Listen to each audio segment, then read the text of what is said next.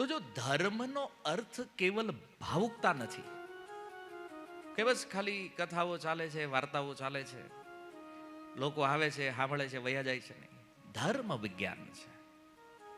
અને આને સમજવા માટે આ સત્સંગની વ્યવસ્થા છે કે સત્સંગમાં આવ્યા પછી જીવ સમજે કે આ જીવનનું લક્ષ્ય શું છે. આપણને મનુષ્ય બનાવીને મોકલ્યા છે ખાલી ખાવા પીવા ઊંઘવા હાટું આ શરીર મળ્યું.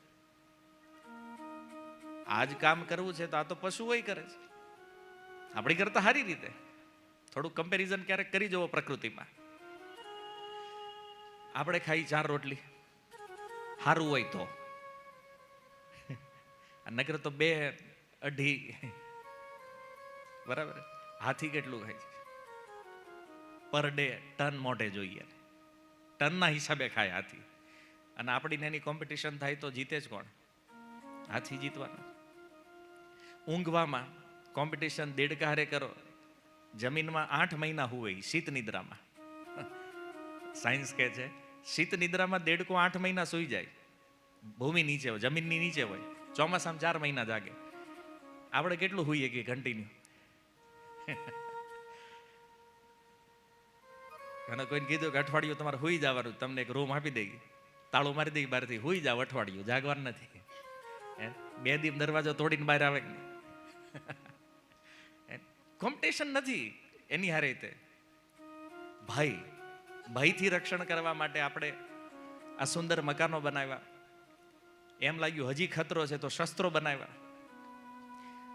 તો તીરકામઠાથી ચાલુ કર્યું હતું, તલવારો લાવ્યા, ભાલા, અને પછી વેરાયટી આવતી ગઈ, બંદૂકો આવીને, તોપ લાવ્યા, દારૂગોળા લાવ્યા, હવે એટમ બોમ્બ સુધી પહોંચી. કોઈને આ હું કામ બનાવ્યું છે? બોલે સુરક્ષા માટે. અચ્છા, પશુઓએ ક્યારેય કોઈ હથિયાર બનાવ્યું છે? સિંહ પોતાની રક્ષા જાતે કરે છે, વાઘ એની રક્ષા જાતે કરે છે. કોઈ પશુઓ પાસે હથિયાર નથી, ભયથી પોતાનું રક્ષણ કરે છે. અને મૈથુન મનુષ્ય સંતાન ઉત્પત્તિ કરે, પશુઓ કરે છે. તો શાસ્ત્ર કહે છે સામાન્ય એતત પશુભીર નરાણામ. આ જે વસ્તુઓ જે કોમન છે મનુષ્યમાં પશુમાં, તો પછી બેયમાં ભેદ શું છે? ડિફરન્ટ શું છે બેયમાં? આપણે માનીએ છીએ ને કે મનુષ્ય કરતા પશુ સારા છે કે નથી? તો કયા કારણે મનુષ્ય શ્રેષ્ઠ છે? આવું કોઈ પૂછે આપણને, શું કારણ છે? આપણે શ્રેષ્ઠ કેમ છીએ? પશુ નિકૃષ્ટ કેમ છે? આપણે શ્રેષ્ઠ છીએ કારણ કે આપણી અંદર એક એક્સ્ટ્રા ફીચર્સ આપ્યું છે પ્રકૃતિએ. એ છે મન. મન તો બધાનું હોય, કૂતરાનું મન ન હોય. બુદ્ધિ. અચ્છા, અહીંયા કૂતરું આવે અને તમે આમ હાથ ઊંચો કરો ને યુટર્ન લઈ લે, એમાં બુદ્ધિ છે કે નથી? હાલો વરાછાનો એક્સપિરિયન્સ કહું તમને. શાક માર્કેટમાં નીકળ્યા હોય ગાડી લઈને, હોર્ન મારો, એક ગાય ઊભી હોય ને એક બાઈ ઊભી હોય, તમારો અનુભવ શું કહે છે? ગાય હટી જાય, બાયું નથી હટતી. આવું તમારી પાસેથી સાંભળ્યું છે. તો બુદ્ધિ તો છે કે નહીં? આમ હાથમાં પથ્થર જોવે કોઈ પશુ ભાગવા માંડે, બુદ્ધિ તો છે ને, વિચાર તો એ ખરે છે ને, ભાગી જવું જોઈએ, ડિસિઝન લીધું છે ને એને. તો આજ સુધી સમાજમાં એક કોમન વસ્તુ છે કે ભાઈ પશુમાં બુદ્ધિ નથી, એવું નથી ભાઈ. બુદ્ધિ તો છે એને, એનામાં મન પણ વિચાર કરે છે, ડિસિઝન પણ લે છે. પણ જે ડિફરન્ટ જે થયો છે ને એ છે ધર્મો હિ એકો અધિક વિશેષ. મનુષ્યમાં ધર્મ છે, પશુમાં એ નથી. આ એક જ વસ્તુ આપણને અલગ કરે છે, ધર્મ. કૂતરો ક્યારેય પ્રશ્ન ન કરે હું કૂતરો કેમ? તમે બધા આવા બંગલા માર્યો એસીમાં અને અમારા રોડે, એનો ઓબ્જેક્શન નથી.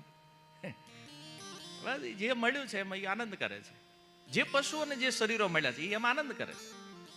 તમે સાંભળ્યું કોઈ દી આંદોલન કર્યું હાથી હોય ભેગા થઈ?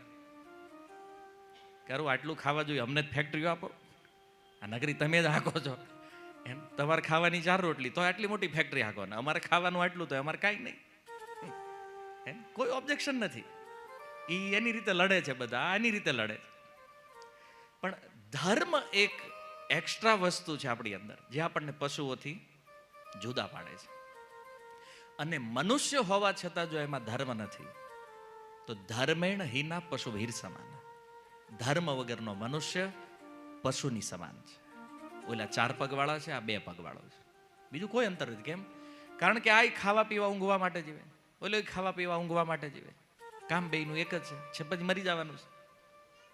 તમે રસ્તા ઉપર નીકળ્યા હોય ને કોઈ કૂતરું મરી ગયું હોય, એક્સિડન્ટ થઈ ગયું, કોઈ વેલ્યુ લાગે છે એની? કૂતરાની કોઈ વેલ્યુ લાગે? એ તો ઠીક છે, રખડતા હોય ને મરે, કોઈ મતલબ નથી. એમ ધર્મને જાણ્યા વગર કોઈ વ્યક્તિ મૃત્યુ પામે છે તો એમાં પણ કાંઈ એની કોઈ વેલ્યુ નથી. તો આ જીવન જે મળ્યું છે એ પોતાને જાણવા માટે, પોતાને સમજવા માટે, અને આ સંસાર જે દુઃખમય છે આમાં ફરીથી ન આવવું પડે એનો ઉપાય કરવા માટે આપણને મનુષ્ય બનાવવામાં આવ્યા છે. તો શાસ્ત્ર કહે છે કે ભાઈ તમે અહીંયા આવી ગયા છો, પણ હવે કંઈક એવું કર્મ કરો, કંઈક એવું કરો કે ફરીથી આ જન્મ મૃત્યુ જરા વ્યાધિમાં આવવું પડે નહીં. કારણ કે નગર એવું તો નથી કે ભાઈ એકવાર મર્યા પછી પાછું નહીં આવવું પડે. આજે જો વિશ્વમાં જેટલા પણ ધર્મ છે, હાલાકી ધર્મ તો એક જ છે સનાતન, પણ જેટલા મત છે, મજહબ છે, આ બધા લોકો માને છે કે મર્યા પછી કાંઈ હોતું નથી. અથવા વધીને સ્વર્ગ વયા જાવ તો તમે પાછા નહીં આવો, અથવા નરક વયા જાવ તોય નહીં આવો પાછા. બધાના પોતપોતાના અલગ મત છે. એક સનાતન ધર્મ એ માને છે કે પુનર્શ્લોક છે જેમાં એ કારણ બતાવે છે લોકો ભગવાનમાં વિશ્વાસ કેમ નથી કરતા, એની શ્રદ્ધા ભગવાનમાં કેમ નથી. તો એનું કારણ કે છે જન્મ ઐશ્વર્ય શ્રુત શ્રીભી રેધમાન મદહ પુમાન નૈવાર હત્ય અભિધાતુમ વે તમ અકિંચન ગોચર. કે છે પ્રભુ તમારા જે ભક્તો છે એ તો આ સંસારમાં તમારું દર્શન કરવા ચાહે છે, અને જેવું તમારું દર્શન કરે છે તો તમારા દર્શનનું ફળ એ છે કે એના જીવનમાં જે વિપત્તિઓ છે આ વિપત્તિઓ ટળી જાય છે. કુંતી મહારાણી આ એક એવું વ્યક્તિત્વ છે જેણે ભગવાન પાસે એક એવું વરદાન માગ્યું છે કે જે વરદાન આજ સુધી કદાચ કોઈએ નહીં કલ્પના કરી હોય. શું માગ્યું જાણો? દુઃખ માગ્યું ભગવાન પાસે. વિપદઃ સંતુ. ભગવાને કીધું શું જોઈએ છે? બોલે મારે દુઃખ જોતું છે. માગે કોઈને કીધું હોય ખોટું પ્રાર્થના કરો તો ભગવાનને દુઃખ ન માગે. કેમ? વિચાર કરે કદાચ ફોટામાંથી તથાસ્તુ કહી દીધું તો આપણે લેવા દેવા વગરના ટેન્શનમાં આવી જાય. એમ ખોટું કોઈ પ્રાર્થના ભગવાનને નથી કરતા દુઃખ લેવા માટેની. પણ કુંતી મહારાણી કહે છે દુઃખ જોઈએ છે. કારણ ભગવાને પૂછ્યું દુઃખ શા માટે? તો કહે છે પ્રભુ જ્યાં સુધી દુઃખ જીવનમાં હતું ત્યાં સુધી તમારું દર્શન થતું હતું રોજ. આજે મારો પુત્ર રાજા બની ગયો, સુખ આવ્યું તો અમને છોડીને જઈ રહ્યા છો તમે. અને જો ભગવાનનું સ્મરણ જે છે ને એ દુઃખમાં જ થાય છે. દુઃખ મેં સુમિરન સબ કરે, સુખ મેં કરે ને કોઈ. બધું રેડી હોય ત્યારે કાંઈ નહીં, પણ તકલીફ આવે ત્યારે ભગવાન કેવા યાદ આવે. અને આવી વિપત્તિઓ આપણા જીવનમાં આવી છે ત્યારે આપણે જોયું છે. કોરોનાથી વધારે સારું ઉદાહરણ તો આપણી પાસે શું હોય બીજું આના માટે? ભગવાનનું કેવું સ્મરણ થતું હતું આપણને. તો કુંતી મહારાણી કહે છે પ્રભુ દુઃખ આપો જેના કારણે મને તમારું દર્શન થયા કરે, તમારું સ્મરણ થયા કરે. તો ભગવાને કીધું કાંઈ વાંધો નહીં, તમારી ઈચ્છા પૂરી કરીશ, પણ મારું દર્શન શું કામ કરવું છે? તો એનો ઉત્તર કુંતી મહારાણી આપે છે કે પ્રભુ યત્સ્યાત અપુનર્ભવ દર્શનમ. આ સંસારમાં જે લોકો તમારું દર્શન કરે એને ભવસાગરનું દર્શન ક્યારેય કરવું પડતું નથી. એટલે નવધા ભક્તિમાં પ્રણામ કરવા એ પણ એક ભક્તિ છે. ભગવાનનું દર્શન કરવું એ પણ એક ભક્તિ છે. તો ભગવાન કે જો મારા દર્શનથી આ બધી વિપત્તિઓ ટળી જતી હોય તો આ દુર્યોધનની કેમ ન ટળી? એ મને જોતો તો રોજ. એનો બાપ ધૃતરાષ્ટ્ર આંખથી આંધળો, બુદ્ધિથી આંધળો, એને તો મેં દેખાડ્યું ને, મારું સ્વરૂપ બતાવ્યું. ધૃતરાષ્ટ્રને ભગવાનને પહેલા વિશ્વરૂપ દર્શન કરાવ્યું, અર્જુનથી પહેલા, અને એનથી પહેલા દર્શન કરાવ્યું દુર્યોધનને. ભગવાન કે મેં વિશ્વરૂપ દેખાડ્યું તોય નથી માનતા. તમે કહો છો કે મારા દર્શન કરવાથી વિપત્તિ વહી જાય, તો આ બેયને જ મેં કરાવ્યું છે. સંધિદૂત બનીને જ્યારે ભગવાન આવ્યા ને, તો દુર્યોધનને પહેલા સમજાવ્યો.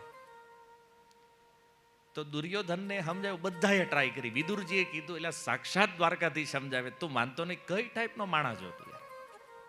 હોય ને ક્યારેક કુટુંબમાં કોઈ ન માનતો ને આખું કુટુંબ સમજાવતું કે ને કે ભાઈ સમજતો નથી. દુર્યોધન કે જો ભાઈ બધા જ્ઞાન રહેવા દેજો, મને બધી જ ખબર છે આ દ્વારકાધીશ કોણ છે.